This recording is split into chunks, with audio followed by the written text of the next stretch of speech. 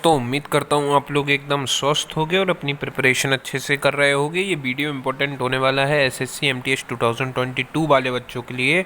बहुत ज़्यादा इन्फॉर्मेटिव और इम्पॉर्टेंट वीडियो होने वाला है। इस वीडियो में आप लोगों को बताने वाला हूँ कि आप लोगों के नॉर्मलाइजेशन में कितने तक नंबर बढ़ चुके हैं, बच्चों के कितने नंबर तक जो है बढ़ते दिख रहे हैं बच्चों के। हर एक चीज़ आप लोगों को विद प्रूफ बताने वाला हूँ, तो वीडियो को अच्छे से देखिएगा। उसके पहले मैं आप लोगों को बता दूँ, अगर आप लोग SSC MTS CGL CHSL CPU stenographer आदि किसी भी पेपर की तैयारी कर रहे हैं तो निश्चित रूप से चैनल पर जुड़ना इंश्योर कीजिए, क्योंकि भविष्य में जब आपको पोस्ट प्रेफरेंस भरनी होगी, रिजल्ट आने के पहले एक्सपेक्टेड कट ऑफ का एनालिसिस चाहिए होगा, आंसर की आने के बाद रॉन्ग क्वेश्चंस के बारे में जानकारी चाहिए होगी, एसएससी के एंड से आने वाले नोटिस और नोटिफिकेशंस को बिल्कुल सिंपलेस्ट भाषा में समझना पड़ेगा। तो आप लोगों की काफ़ी हेल्प हो जाएगी अगर आप लोग चैनल पर जुड़े रहेंगे, स्पेशली वो बिगिनर्स बच्चे जिनको अभी पोस्ट प्रेफरेंस और स्टेट प्रेफरेंस आदि भरना नहीं आता। तो चलिए शुरू करते हैं इस वीडियो को और आप लोगों को बताता हूँ कि आप लोगों के कितने कितने तक नंबर यहाँ पर इंक्रीज़ हो चुके हैं, नॉर्मलाइजेशन में बढ़े हैं। देखो, समझना, थोड़ा बुद्धि विवेक के साथ काम लेना, एक एक चीज़ आप लोगों को अच्छे से समझ में आ जाएगी। यहाँ मैं बिना आप लोगों का समय गंवाए सीधे आप लोगों को डायरेक्ट दिखाता हूँ। देखो, मैं आपको ये मान के चल रहा हूँ कि आप लोगों को थोड़ा बहुत जानकारी होगी, आप लोगों को पता होगा रिज़ल्ट वगैरह कैसे देखा जाता है। तो यहाँ मैं आप लोगों को रिज़ल्ट देखना बताता हूँ। देखो, कई सारी पोस्ट थी। हवलदार की पोस्ट, अभी ये जो रिज़ल्ट आया है आप लोगों को पता है, बच्चों को हवलदार की पोस्ट के लिए भी शॉर्ट लिस्ट किया गया है पीईटी पीएसटी के लिए। तो अभी क्लियरली कहीं कोई मार्क्स नहीं आए हैं। बस यहाँ पर आप लोगों को एक चीज़ जो कॉमन सेंस से समझ सकते हैं, वो चीज़ आपको मैं बताऊँगा कि कैसे 30-40 नंबर तक इंक्रीज़ होते हुए नज़र आ रहे हैं। देखो, आप लोगों की हवलदार की कई पोस्ट थी। HCG हवलदार था, यानी कि हवलदार इन CGST। इसके बाद आप लोगों का HCU हवलदार था, यानी कि हवलदार इन कस्टम्स। और आप लोगों का HDI हवलदार था, यानी कि हवलदार इन डायरेक्टरेट। ये हवलदार की पोस्ट थी। अब आप यहाँ पर नीचे आकर के देख सकते हो कि दिल्ली क्षेत्र के लिए HCG यानी कि हवलदार CGST के लिए जो है SC कैटेगरी के 5 बच्चे कैंडिडेट अलॉटेड, 5 कैंडिडेट्स को अलॉट किया गया है।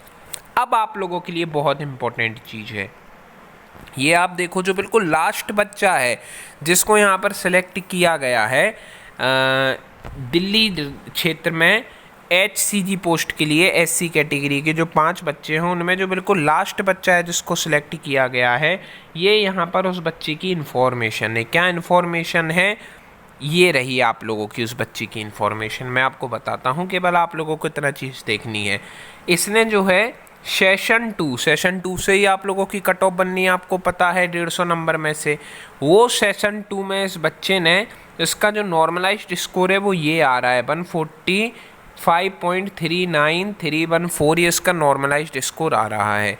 जबकि इस बच्चे ने जनरल अवेयरनेस में 50 मार्क्स स्कोर किए हैं। कितने? 50 मार्क्स स्कोर किए हैं। जनरल अवेयरनेस आप लोगों को पता था 75 मार्क्स की थी, साथ ही इंग्लिश भी आप लोगों की 75 मार्क्स की थी, जिसमें से इस बच्चे ने 50 मार्क्स जनरल अवेयरनेस में स्कोर किए हैं 75 में से। अब आप मुझे एक बात बताइए, यहाँ टोटल मार्क्स आप लोगों के 150 ही मार्क्स थे, जो टोटल मार्क्स थे जिसमें से कट ऑफ बननी थी।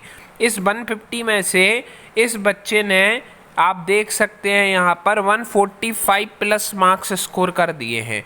145 प्लस मार्क्स यहाँ स्कोर कर दिए हैं 150 में से। जबकि जनरल अवेयरनेस जो 75 नंबर का आप लोगों का सेशन था, 75 नंबर का आप लोगों का पार्ट था, भाग था, उसमें से इसने 50 नंबर ही जो है यहाँ पर कवर किए हैं। तो आप समझ सकते हैं, यहाँ 25 नंबर का गैप तो यहीं आ गया था। जब 25 नंबर का गैप एक विषय के बाद ही आ गया था, तो फिर इस बच्चे ने यहाँ पर हाईएस्ट मार्क्स से मात्र 5 नंबर कम कैसे प्राप्त कर लिए? ये इसका मतलब है कि आप लोगों का नॉर्मलाइजेशन बहुत तगड़े स्तर पर यहाँ पर मिला है। और चलिए एक बात मानते हैं, मानने के लिए बस एक बात मानना है, इस बच्चे ने जनरल अवेयरनेस में 75 में 50 नंबर स्कोर करे। चलिए मान लेते हैं इसने इंग्लिश में पूरे में से पूरे भी स्कोर कर दिए होंगे, 75 मार्क्स भी अगर ये बच्चा लेकर आया होगा इंग्लिश में, तो भी इसका स्कोर 125 ही तो तो बन रहा है, बताइए बन रहा है इसका स्कोर 125 ही बन रहा है, परंतु इसका नॉर्मलाइज्ड स्कोर कितना है, ये रहा इसका नॉर्मलाइज्ड स्कोर। ठीक है ना, 20 नंबर का इसको नॉर्मलाइजेशन यहाँ पर मिलता होगा, सीधे सीधे नज़र आ रहा है। और आप लोग भी जानते हो, ज़रूरी नहीं कि 75 में 75 उसने स्कोर करा हो, मान सकते हैं आपके कहीं ना कहीं जो है 70 नंबर ही स्कोर किया होगा उस बच्चे ने, और 50 नंबर यहाँ पर, मतलब 115 से 120 के बीच में इस बच्चे का स्कोर रहा होगा। और यहाँ इसका फाइनल जो नॉर्मलाइज्ड स्कोर है वो 145 दिखा रहे हैं, 145 प्लस, यानी कि 25 नंबर प्लस का इस बच्चे को नॉर्मलाइजेशन मिला है। आप लोगों की आंखों के सामने आप लोगों ने इस चीज़ को अब देख लिया है। कहने का तात्पर्य यह है कि नॉर्मलाइजेशन अच्छे खासे स्तर का देखने के लिए यहाँ पर मिल रहा है। कुछ कुछ पोस्टें निश्चित रूप से, कुछ शिफ्ट निश्चित रूप से ऐसी होंगी जिनमें बहुत ज़्यादा आप लोगों को नॉर्मलाइजेशन देखने के लिए मिलेगा। तो इस चीज़ को आप लोग जो है समझिए। अभी आप लोग जब आपका फाइनल रिजल्ट आएगा तभी आपको पता चलेगा, जब मार्क्स आएंगे, कि आपको कितना नॉर्मलाइजेशन मिला है। परंतु यहाँ से एक अंदाज़ा लगता है कि नॉर्मलाइजेशन अच्छे खासे मार्क्स का भी मिला है कई शिफ्टों में। आई होप आपको ये चीज़ समझ में आई होगी। और अगर आप लोगों का कोई क्वेश्चन है तो नीचे कमेंट सेक्शन में लिख दीजिएगा, मैं आपको उसका आंसर दे दूंगा। तब तक के लिए जय हिंद दोस्तों।